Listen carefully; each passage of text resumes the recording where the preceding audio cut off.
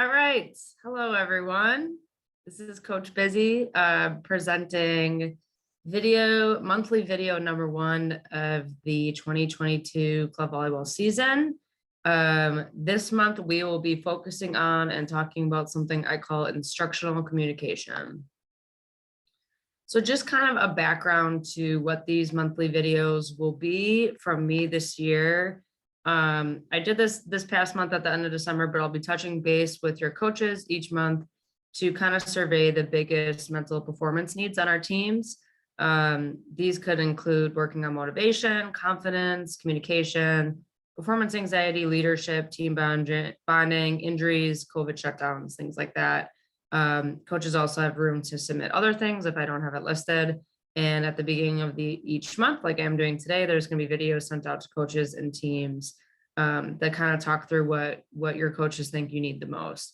So this month, the majority of the responses I got were wanting a focus on communication. So let's talk about communication in volleyball. I believe that there's this list of vital skills in volleyball, things that you guys have learned since you were little, things that you work on probably each practice, depending on your position: serving, hitting, passing, defense, blocking, setting. You guys are probably like, yeah, we get it. We understand this. What's the point?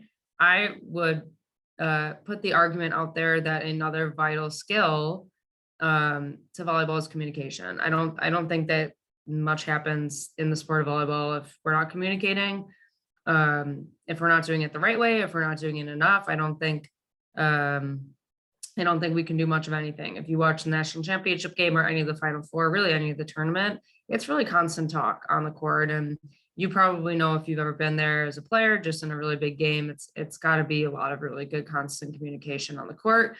It's a vital skill. We got to do a better job of it. We got to make sure we're working on it just as much as we work on these other skills. So a couple focuses for the video, a couple of things to keep in mind that I think are important about communication.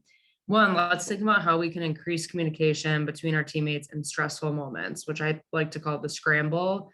Out of system stuff, you're getting the ball at the net, the other team tip, girls are kind of just flying limbs to get a ball up. We want to make good plays. We can't do that if we're not communicating with each other. Really important focus on that. And also, I think we build, and I talked about this in our kickoff camp, but we really build our confidence through communication, through the things we say to ourselves, which I won't be talking about as much this video, but I'll be talking more about the things that we say to each other, the things we say to our teammates on the court, off the court, the things our coaches say to us. That's really how we build our confidence. And we can see ourselves succeed, and that's a helpful way to build confidence as well. But I think communication is so important in that as well. Also, I forgot to mention, at any point in this video, feel free to pause, take notes. I'm trying not to go through it too fast, but there'll be points where I tell you to pause it. If there's other points you want to pause, go ahead, do that as well. All right, let's talk about a couple of different types of communication. I think that there are really 4 that we kind of use as athletes. One is motivating. We use motivating language. So saying things like, you can do it, you're doing a great job. Not bad to use. Sometimes it's kind of broad, and sometimes it feels unhelpful or maybe a little fake. But that is motivating language. Why don't you pause the video quick and maybe jot down a couple other examples of motivating language that you've heard on the court. Maybe note if these things are helpful or not helpful for you. It's good to know. It's good for your coaches to know as well. All right, next, my favorite, instructional language. This sounds like when we're really being specific on the way we communicate, and we're really trying to help ourselves and our teammates and our team really succeed in the best way possible. So saying things like, sets up, 2 hitters, important to call that out so we can know what the other team's offense kind of looks like. I got your short seam. That might sound like something you say in serve receive. Maybe pause the video, jot down a couple other really specific instructional things you might say to teammates. There's, other examples could be like, hey, line's open, or, there's the serve's coming and she's been serving short. Kind of instructional things of like ways that we can help each other succeed.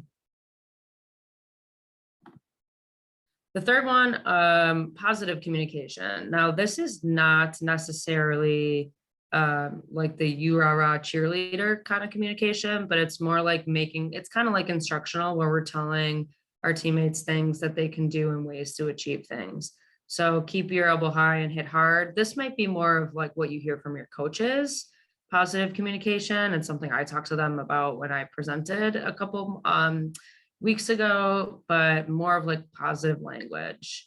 Pause the video, maybe jots on a couple other things that you think are positive communications. Next, negative communication. Telling us what not to do is researched and tried and true, not helpful. So saying things like, don't drop your elbow, stop hitting line. One of my least favorites is when we just say, come on to each other. Because I don't really even know what that means and it's not helpful and it sounds pretty negative to me. So I think that the negative ones we want to avoid as best as we can as well, which is why I put the big old X's over them. Jot down a couple negative examples of negative communication here as well. So big focus here. I want us to work on increasing specifically our instructional communication on the court. Just as a review, that kind of looks like the things that we can tell each other to do. Sets up 2 hitters, I got your short seam. Let's work on increasing that instructional communication. It's like a lot of what your coaches noted when they were talking about communication. Ways to increase that, just communication in general, but also things that are helpful to say. So our first activity, I want you guys to close your eyes and imagine you're on the court for a really long rally, which I'm sure we've all been there before. Think about everything you might be seeing on the court and things you need to say out loud to communicate with your teammates. Pause the video to do this, write down anything and everything. This list should be pretty long. Start with before the serve, during the rally, and maybe after the play when you guys are in the huddle. Everything you might be seeing on the court, things you might have to call out and tell your teammates. Pause the video, go ahead and do that.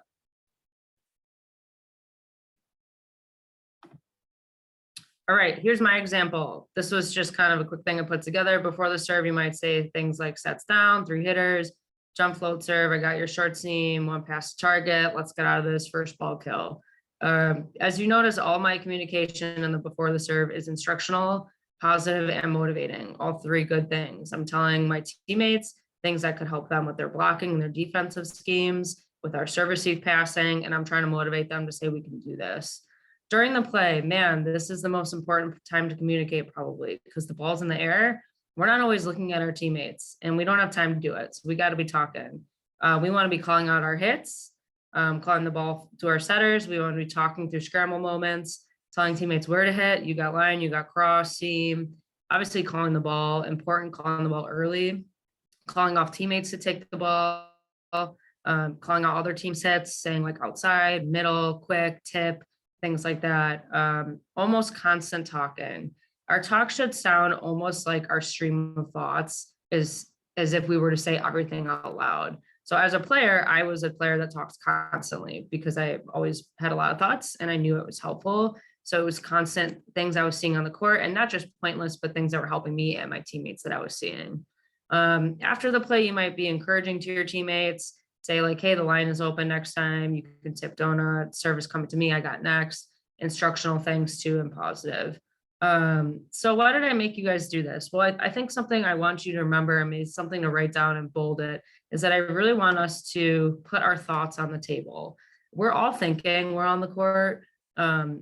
Players that are a little bit more outgoing are the ones that are talking, and the players that are quieter are probably keeping their thoughts in your head, which is understandable that we all have different personality types, but we really got to put our thoughts on the table. We really have to use this as a skill that's only going to help our teammates. So do things like this on your own where you're kind of struggling to communicate. Just think about saying everything that's in your head, putting it on the table, put your thoughts on the table. It's only going to help our teammates succeed. If you're a player that really struggles with communication during plays, take some time after practice or before practice and write down things that you might say out loud during drills, during a scrimmage, things like that, that would be helpful instructional communication for your teammates. Next, I want us to focus on kind of touch back on the negative communication and turning that into instructional. So second activity, let's jot down some common negative language statements that you might hear from yourself or your teammates. And let's think about how we can make these more instructional. So pause the video, jot down some negative things you've heard before that you know are not helpful. And I'll give an example in a second. So pause the video, go ahead and do that. All right, here's my example. I put down a negative thing might say, don't mess this pass up. That's not giving us anything to do. It's just kind of being hard on us. Something else you could say to yourself or to a teammate, shoulders forward, ball to target. Something your coaches might say actually more so than you saying to a teammate. So if you're getting in your own head and you're saying like, don't mess up, be more specific. Try to give yourself instructions of things to do. Shoulders forward, ball to target. Saying things like I said before, come on, you guys, like my least favorite thing. It's not helpful. I still don't really understand what the purpose of it is. Things you can say instead of talking about your seams and service receipt, the type of serve you're going to get, where the setter is, way more instructional, gives our teammates things to do. This is another thing that I want you guys to do on your own multiple times, not just while you're watching this video, but on your own, seeing if you've heard some negative things at practice, if you're saying negative things to yourself, how can you make it more instructional? I'm going to say the word instructional a lot. I've said it a lot already. I think it's a really helpful thing to come back to, instructional communication, taking the negative language and making it something that we can actually achieve. Last but not least, how do we do this as a team? You guys have some skills that you can work on your own, some skills that you can, some activities you can do on your own. How can we do this as a team? Remember, communication is vital to team success. You guys should be talking about it every practice. Coaches should be encouraging it every practice. And you should have it in your head that if you're working really hard in your serve, or you're working really hard on your platform, or you're hitting, communication is just as important as those things. Thinking about also, what kind of teammates do you want to be in the court, and what do you want to hear from teammates and coaches? That can motivate you to communicate more too. If you're a quieter player that you're really struggling because you don't like the way teammates are talking to you, start talking in ways that you think are helpful for your teammates as well, and things that will be helpful for you. Also, like I said before, make sure your language is instructional and positive. You don't need to be the cheerleader, you rah, let's go guys type of positive, but use positive language. Give yourself things that you can do. Really, it's just instructional, positive feedback. For my coaches, I want us to pay attention to how our coaches are going to pay attention to how you guys are speaking to one another, trying to catch some of that language. I don't want us to be coaches to one another. I don't want us to use negative language. More instructional, positive things. Adding a lot of drills that force communication, scramble drills that are really fast paced, I think increase communication. I like the one where a coach just like chucks the ball and it's already the first touch, and you got to get 2 more touches to get the ball over. That really forces communication. We're saying you guys can't communicate in this drill. Let's see how it goes. And it's probably not going to go very well. So kind of drills that force you to communicate in order to succeed, which is really how volleyball works. And maybe some consequences for lack of communication. I'm a sucker for consequences, for effort, for communication, things I think are important that I just don't think we do enough. I think coaches, I'm giving you the okay to add some consequences for that.